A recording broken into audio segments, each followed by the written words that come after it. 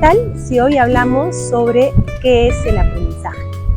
Yo imagino que podemos construir esta definición utilizando lo que nos aportan las ciencias, y en este caso las teorías del aprendizaje, a lo largo de toda una evolución.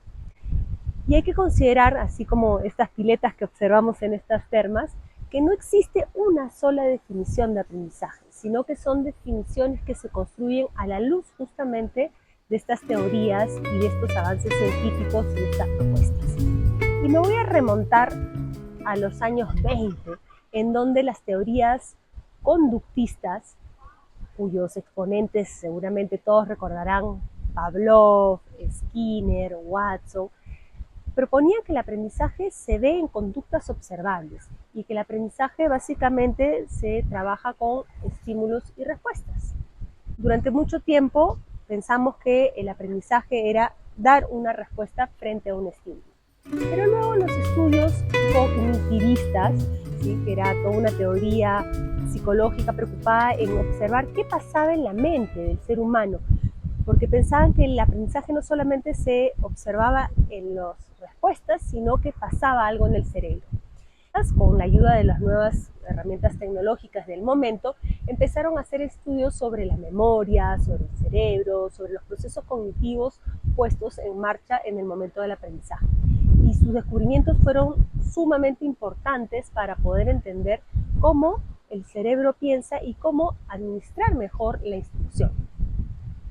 Entre los cognitivistas famosos que podemos recordar están Jean Piaget, está Brunner y está el propio Leontief Vygotsky.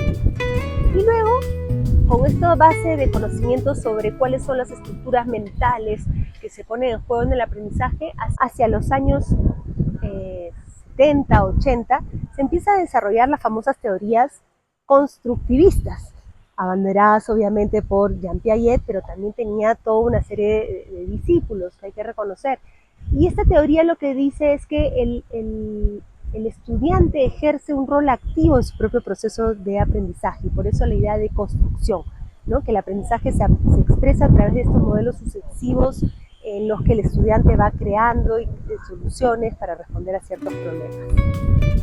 Luego, en los años 80, se empieza a valorar el aspecto de la cultura y de la socialización en el aprendizaje y se desarrolla la teoría socioconstructivista, abanderada por León Vygotsky, pero también por Bandura.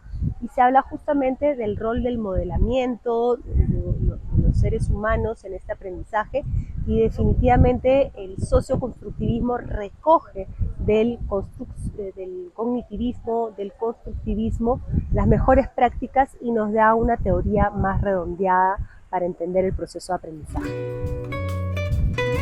Y seguimos avanzando en el tiempo, sumergiéndonos, como en estas piscinas, en nuevas teorías de aprendizaje. Y nos sumergimos en una teoría desde los años 90 que es el construcción, ¿sí?, cuyo exponente es Sigmund Papert, y que él decía que el aprendizaje se evidencia en las construcciones que hace el estudiante. Y él es uno de los fundadores de la robótica pedagógica.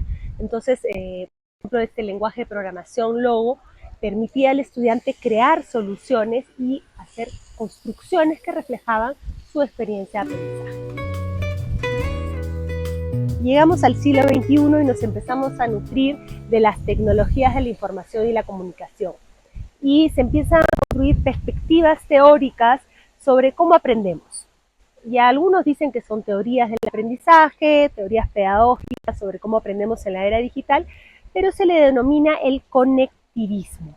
El representante más famoso es George Siemens, junto con Downes, el colega también de la Universidad de Tabasca, en la que empezaron a desarrollar esta teoría que dice que aprendemos a través de las conexiones que hacemos en la red, con nodos de información y con las personas.